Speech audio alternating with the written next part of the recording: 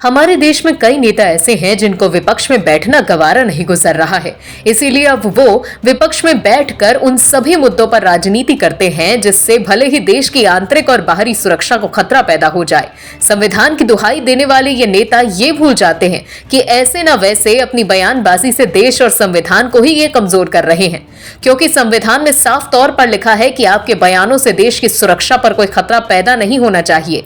लेकिन हमारे देश के नेताओं को विपक्ष की कुर्सी इतनी चुभती है कि वो सत्ता हथियार लेने के खातिर कुछ भी कर सकते हैं, भले ही सत्ता पक्ष के विरोध के नाम पर सेना का अपमान करना हो या अपने बयानों से देश को गुमराह करना हो।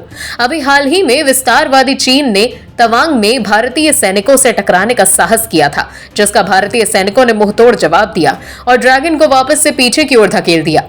लेकिन हमारे देश के नेताओं और हमारे देश के भीतर पर्दे के पीछे छिपे पीएलए गैंग को तो मानो बैठे बिठाए राजनीति करने का मुद्दा ही मिल गया हो। विपक्षी मोदी सरकार को घेरने में लगे हुए हैं। हालांकि सदन के भीतर जवाब रक्षा मंत्री राजनाथ सिंह और सदन के बाहर जवाब गृह मंत्री अमित शाह ने दे दिया और सदन को भरोसा दिलाया गया है कि चीन को हमारे सैनिकों ने मुंहतोड़ जवाब दिया है। हमारी 1 इंच जमीन पर भी चीन ने कब्जा नहीं किया है। लेकिन विपक्ष इससे कहां संतुष्ट होने वाला था, उसे तो बैठे बिठाए मुद्दा मिल गया। प्रधानमंत्री नरेंद्र मोदी की छवि को धूमिल करने का और मैदान से लेकर घाटी तक के नेताओं ने विरोध करना शुरू कर दिया।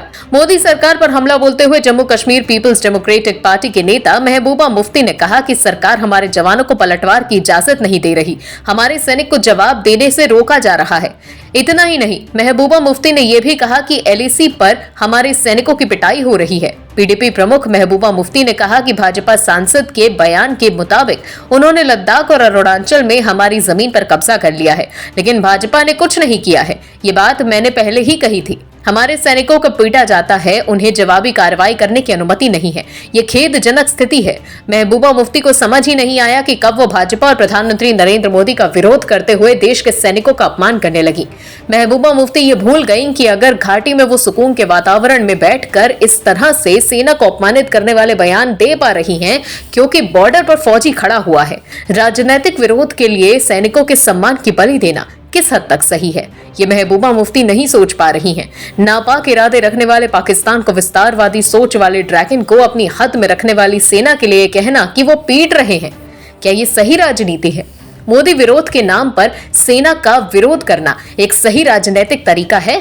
हमारे सैनिकों ने बॉर्डर पर चीनी सैनिकों को पीछे भागने पर मजबूर कर दिया, लेकिन महबूबा कह रही हैं कि हमारे सैनिक बॉर्डर पर पिट रहे हैं।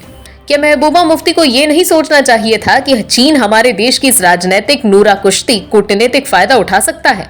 हमारे देश के लोगों द्वारा ही सेना के लिए बोलना कि वो बेबस और लाचार हैं, हमारे सेना के मनोबल को कमजोर और भीतर उदासीनता का भाव नहीं लाएगा। क्या अब ऐसा नहीं लगता है कि सेना को बाहरी मुल्कों की फौज से नहीं बल्कि अपने ही देश के नेताओं से लड़ना पड़ेगा? क्या किसी सत्ता की कुर्सी सेना के अपमान की नींव पर खड़ी की जा सकती है? इसीलिए विपक्ष का विरोध करना मजबूत लोकतंत्र की पहचान है, लेकिन विरोध में देशहित और सकारात्मकता की झलक होनी चाहिए, जो अब शायद विपक्ष के विरोध से गायब है। Bureau report, OMH news. और भी वीडियोस देखने के लिए चैनल को सब्सक्राइब करें और बेल आइकन को दबाएं।